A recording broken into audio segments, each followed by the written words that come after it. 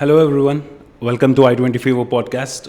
So today we have a very special guest from University of Maryland, Baltimore County. She's Samantha Salvatori, who is our International Recruitment Director. So welcome, Samantha. Welcome to the podcast. Thank you for having me. It's really wonderful to have you with us. So could you tell us a little bit about the UMBC and how is it different with the other universities? Absolutely. Well, hello and welcome to everyone watching or tuning in. My name is Samantha. I am our Assistant Director of International Recruitment here at the University of Maryland, Baltimore County, or as we shorten it to, UMBC. UMBC is a public Research One university located just outside of Baltimore, Maryland, or about 45 minutes from Washington, D.C. As an R1 research university, we are doing tens of millions of dollars worth of research every year. We are ranked in the top 15 universities in the U.S. for innovation, and in the top 75 of public universities, of all public universities. So students who are considering studying with us have the ability to study in over 100 different degree programs. We are most popular and well known for our STEM programs like computer science, data science, and cybersecurity. And we have lots of great options in terms of getting involved in research, career and internship placements, and a very active campus community as well. So we have few concerns from the students where they're looking for abroad education. So I would like to bring few in front of you. So the first one would be like, how might the recent changes in OPT or CPT regulations impact job prospects after graduation? Yeah, that's a really good question that I know a lot of students are thinking about right now when they're deciding whether now is the right time to study and how will it impact the future. The short answer is I think it's a little bit too early to know exactly what will happen. What we know right now is that there have been some statements made, maybe some proposals to changes to the CPT or OPT or STEM OPT rules, but none of those have gone into effect yet. So right now, our students who are studying are still able to find very good internship placements or post-graduation work placements, that OPT, that fit their career goals, fit their dreams, that are very strong opportunities in their field. I think in particular at UMBC, one of our strengths is our location. In the Baltimore, Washington, D.C. corridor, there are still a lot of tech opportunities. So while your students may have seen not only the kind of immigration policy proposals that are in place, but also headlines about IT layoffs and changes to the tech sector, while that is true across the U.S. broadly, what we are seeing in our part of the country is still really good opportunities. It's, again, hard to say what will happen in the future. What I see with students is when they're thinking about, should I study now or should I wait? That's a question they have to decide for themselves.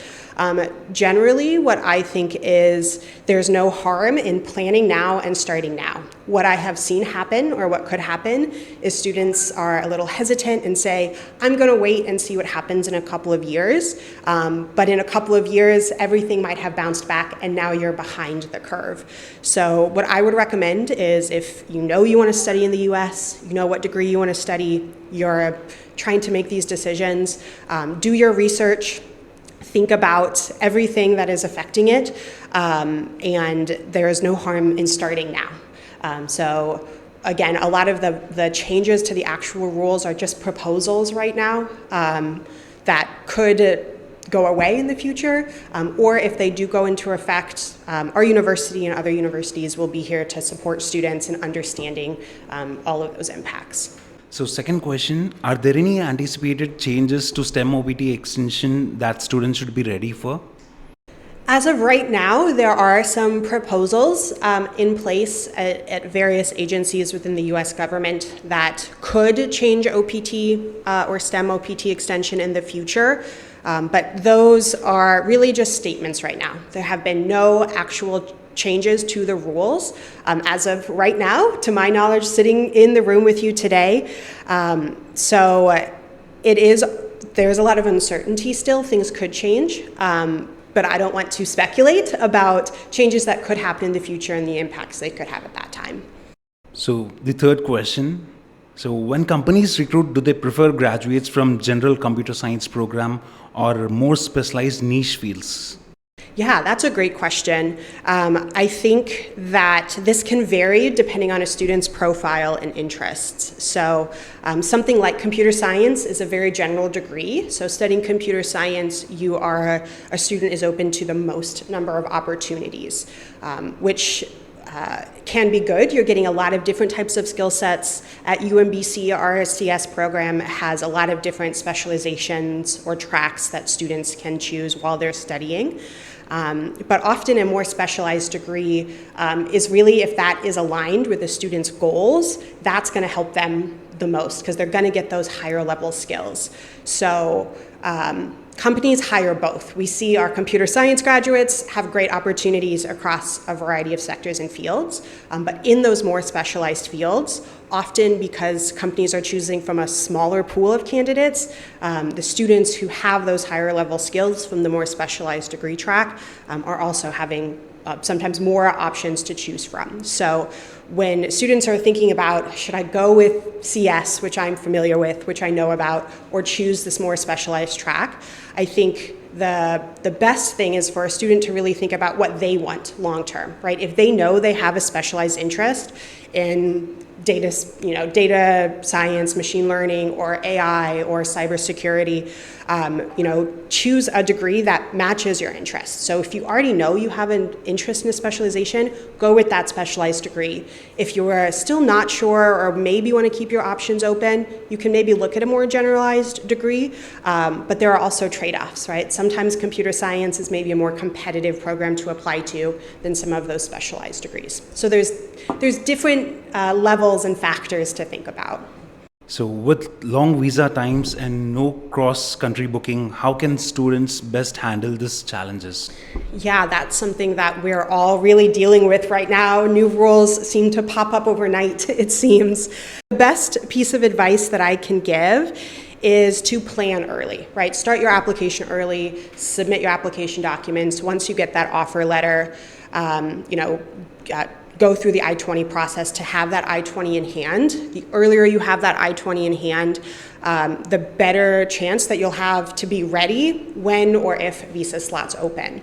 So even with the changes to the visa rules that are happening overnight, a lot of that is outside of our control, and we can't necessarily prepare for it. So even though the answer might not be satisfying, the best thing you can still do is the same advice I would have given in past terms or past years is to plan early, get all of your documents in place so you can put yourself in the best situation to be the most responsive to a changing situation.